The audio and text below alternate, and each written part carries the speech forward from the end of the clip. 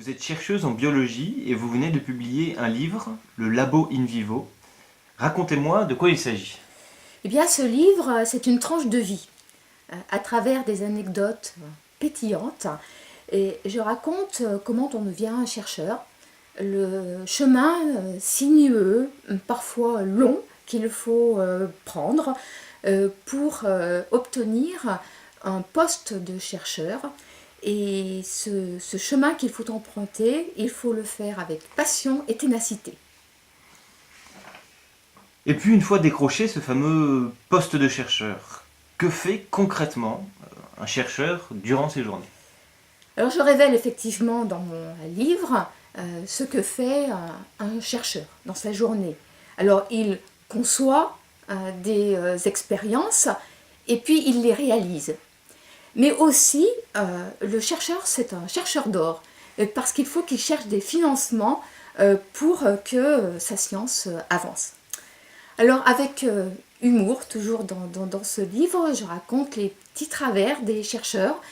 Certains ont la tête dans les étoiles, mais pas seulement.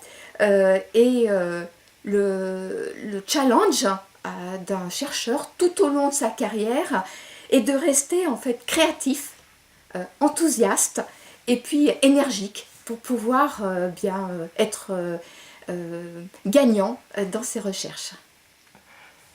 La couverture de votre livre, que l'on voit derrière vous, montre une femme au visage double. Pouvez-vous nous expliquer la signification de cette peinture?